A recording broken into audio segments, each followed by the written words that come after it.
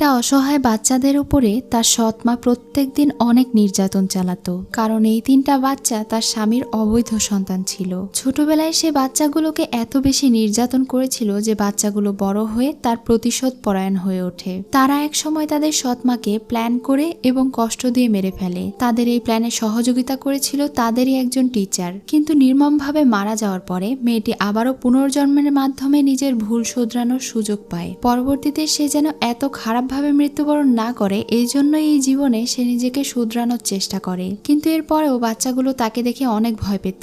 পরবর্তীতে সে অনেক বড় একটা মিথ্যে ষড়যন্ত্রের হাত থেকে বাঁচতে পারে। একই সাথে তার অনেক ভুল ধারণা ভেঙে যায়, যেগুলো তার জীবন পাল্টে দেয়। তো চলুন অসম্ভব সুন্দর এই গল্পটি শুরু করা যাক।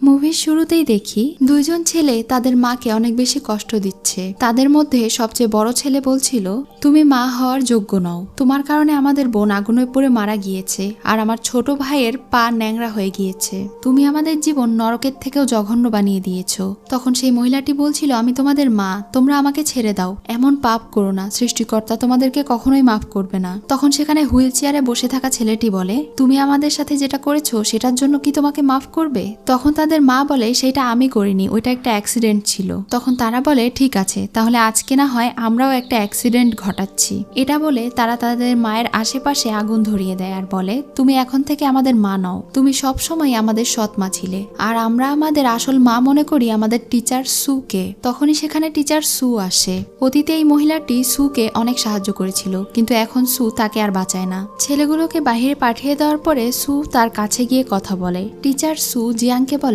তুমি যদিও সোনার চামচ মুখে নিয়ে জন্মেছিলে, কিন্তু শেষ পর্যন্ত আমার মতো গরিব হয়ে মরতে কেমন লাগছে তোমার? জিয়াং তখন অবাক হয়ে তাকে বলে, কি বলতে চাইছো তুমি? তখন সু হাসতে হাসতে বলে, আসলে 10 বছর আগে তোমার সৎ বাচ্চারা যেই আগুনে মারা গিয়েছিল আর আহত হয়েছিল, সেটা এমনি এমনি হয়নি, সেটা আমার প্ল্যান ছিল। আমি ওই দিন ঘরে আগুন দিয়েছিলাম। আর তুমি যে বাচ্চাদেরকে তোমার স্বামীর অবৈধ সন্তান মনে করে এতদিন ট্রিট করে আসছো আর ছোট থেকে তাদের উপরে এত অত্যাচার করেছো, সেই বাচ্চারা আসলে অবৈধ সন্তান নয়, বরং তাদেরকে তোমার স্বামী লু একটা অনাথ আশ্রম থেকে নিয়ে এসেছিল। এইসব কিছু জানার পরে তো জিয়াং একদম অবাক হয়ে যায়। সে বলে, তার মানে এইসব কিছু তোমার প্ল্যান ছিল? তখন সে বলে, হ্যাঁ অবশ্যই, কারণ আমি জানতাম বড় হয়ে এই বাচ্চাগুলো পাওয়ারফুল হবে। আর দেখো, আমি তাদের মা হয়ে উঠেছি। এখন তোমার সব সম্পদ সেই বাচ্চাদের কাছে, আর আমি থাকবো রানীর মতো তাদের কাছে। এই সব কিছু শোনার পরে জিয়াং এর অনেক বেশি আফসোস হয়, আর সে ওখানেই মুখ থেকে রক্ত বেরিয়ে মারা যায়। এই নাটকটা একটা সুন্দরী মেয়ে বসে বসে তার ট্যাবে দেখছিল। নাটকের শেষ পরিণতি দেখে তো সে অনেক বেশি রেগে যায় আর বলে, এমন ছোট ছোট বাচ্চাগুলোকে কেউ এত অত্যাচার করে? আমি হলে তো তাদেরকে একদম আদর করে রাখতাম। নাটক দেখে একদম মজাই পেলাম না, মোডটাই নষ্ট হয়ে গেল।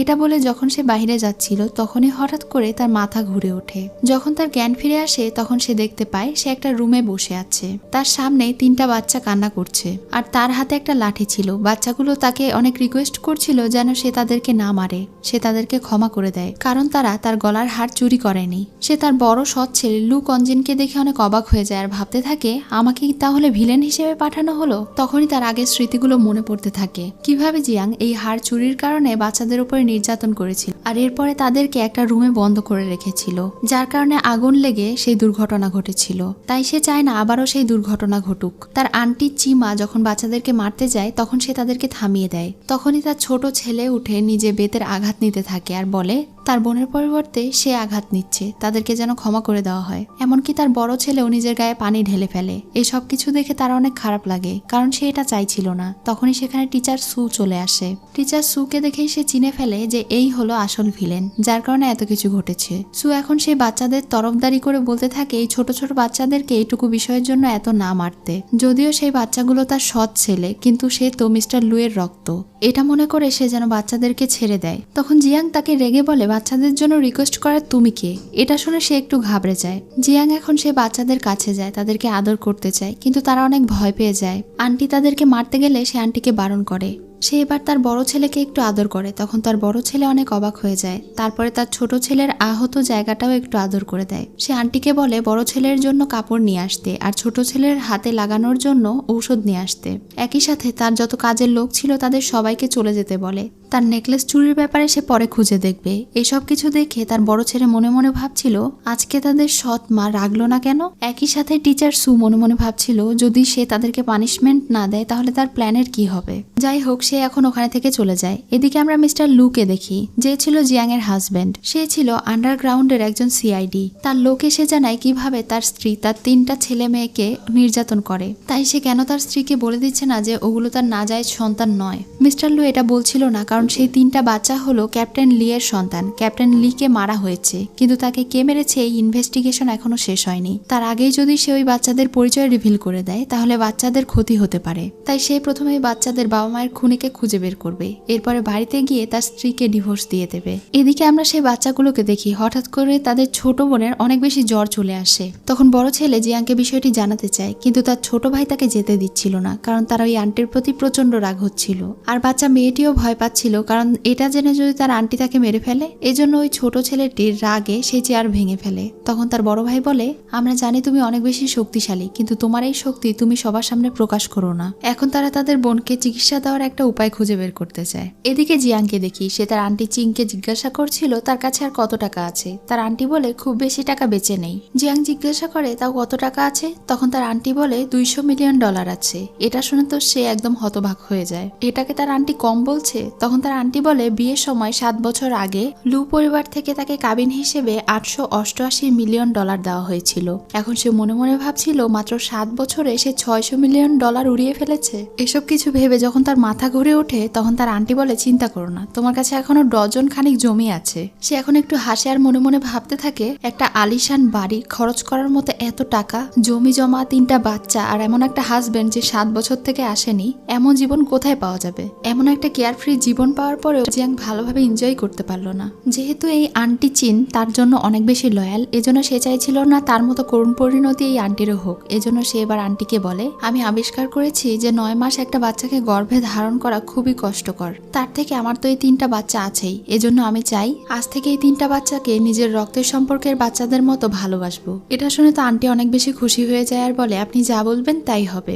এখন সে তার আন্টিকে সঙ্গে করে নিয়ে বাচ্চাদের জন্য শপিং করতে চলে যায়। কিন্তু সে শপিং করতে গিয়ে বুঝতে পারে বাচ্চাদের শার্ট অথবা জামার সাইজ কত এটাই সে জানে না। সে তো দূরের কথা, আন্টিও এই বিষয়ে কিছুই জানে না। সেখানে থাকা শপকিপার যখন এই বিষয়টা বুঝতে পারে তখন সে তাকে তুচ্ছ তাচ্ছিল্য করতে থাকে আর বলতে থাকে, আপনি কেমন মা যে নিজের সন্তানের ড্রেসের সাইজও জানেন না? আমার তো মনে হয় এই শপে ঢোকার যোগ্যতাও আপনার নেই। এটা শুনে তো আন্টি অনেক রেগে যায়, কিন্তু জিয়াং বিষয়টাকে ঠান্ডা মাথায় হ্যান্ডেল করে। পাশে থাকা আরেকটা মেয়ে তার সঙ্গে খারাপ ব্যবহার করতে দেখে জিয়াং এর কাছে ক্ষমা চেয়ে বলে, তার একটু মাথা গরম, আপনি আমাকে বলুন, আমি সবকিছু করে দিচ্ছি আপনাকে। তখন সে বলে, কিছু করতে হবে না, যেহেতু আমার টাকা আছে সেহেতু তোমার এই দোকানে থাকা সব সাইজের সব স্টাইলের বাচ্চাদের কাপড়গুলো আমাকে দিয়ে দাও। এটা শুনে তো তারা একদম হতবাক হয়ে যায়। এখন তার বিল এসেছিল প্রায় 3.5 লক্ষ টাকার মতো।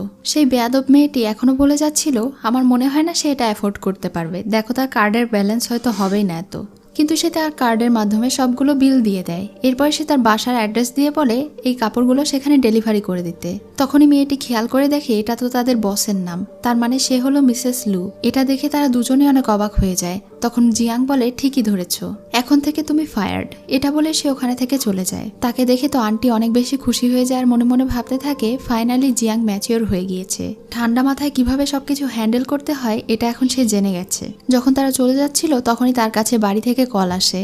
তার সার্ভেন্ট তাকে জানায় যে তার নেকলেস খুঁজে পাওয়া গিয়েছে, এটা তার বড় ছেলের পকেটে খুঁজে পাওয়া গিয়েছে। এটা শুনে তো সে অনেক অবাক হয়ে যায়। এদিকে বাড়ির দৃশ্য দেখতে পাই। আসলে তার পকেটে এই লোকটা জোর করে নেকলেস ঢুকিয়ে দিয়েছিল আর তার দোষ দিয়ে দিয়েছিল। সে এখন ওই 2টা ছেলেকেই শাস্তি দেওয়ার জন্য ভালোভাবে ধরে ফেলে। ছোট ছেলে যেহেতু অনেক শক্তিশালী ছিল সে ওই সার্ভেন্টকে মারতে চাইছিল, কিন্তু তার বড় ভাই তাকে বারণ করে এটা করতে। সেই সার্ভেন্ট এবার তার গলায় থাকা একটা মালা ছিনিয়ে নেয়। এরপরে সে বড় ছেলেকে মারতেই যাবে তখনই সেখানে জিয়াং চলে আসে আর তাদেরকে থামতে বলে। তখন সেই ছোট ছেলেটাও ওই লোকটাকে এক ঘুষিতে এমন মার দেয় যে তার মুখ থেকে রক্ত বের হয়ে যায়। তখন সেই ছেলেটা আরো বেশি রেগে যায় আর তাদেরকে আঘাত করতে যায়। তখনই জিয়াং সেখানে এসে বলে, তোমার এত বড় সাহস হয়েছে আমার বড় ছেলের গায়ে হাত তুলছো? এই সব কিছু আড়াল থেকে ম্যাডাম সু দেখছিল। জিয়াংকে রেগে যেতে দেখে তার সার্ভেন্ট একটু ভয় পায়। জিয়াং এখন মনে মনে ভাবতে থাকে সেই বাচ্চাদের ইমেজ এমন ভাবে তৈরি করেছে যে সামান্য কর্মচারীরাও এখন তার বাচ্চার গায়ে হাত তুলছে। সেখানে তাদের কথার মাঝে ম্যাডাম সু আসে আর বাচ্চাদেরকে ছেড়ে দিতে বলে। এটা শুনে সে রেগে তার আন্টিকে বলে, তাকে একটু দেখিয়ে দিন তো আমার কথার মাঝে এসে কথা বলার এত বড় সাহস কিভাবে হয় তার। তখন আন্টি ম্যাডাম সুকে একটা চড় মারে আর তাকে তার জায়গা ভালোভাবে বুঝিয়ে দেয়। জিয়াং এখন বাচ্চাদেরকে বলে তারা নির্ভয়ে বলুক যে তাদের সঙ্গে আসলে কি হয়েছে। যখন বাচ্চাগুলো বলবে তখনই সেই লোকটা তার কাছে থাকা সেই পেন্ডেন্ট অর্থাৎ গলার মালাটা দেখিয়ে ভয় দেখায়। তখন বাচ্চারা ভয় আর কিছু বলে না, আর বলে আমরাই চুরি করেছিলাম। জিয়াং এটা খেয়াল করে ফেলে, তখন তার হাত থেকে সেই মালা নিয়ে বলে এটা আসলে কার। তখন বাচ্চাটি বলে এটা আমার মালা। তখন সে রেগে বলে আসলে এখানে কি চলছে। সেখানে থাকা সব সার্ভেন্টরা বলছিল তার ছেলের পকেট থেকে এই নেকলেস পাওয়া গিয়েছে, তারা সবাই দেখেছে। এবার সে তার ছেলেকে নির্ভয় দিয়ে বলে তুমি বলো, আমি তোমার কথা বিশ্বাস করব। তখন সে বলে আসলে আমরা যখন নেকলেস খুঁজছিলাম তখন তারা আমার পকেটে সেই নেকলেস ঢুকিয়ে দিয়েছে আর আমাকে চোর বানিয়েছে।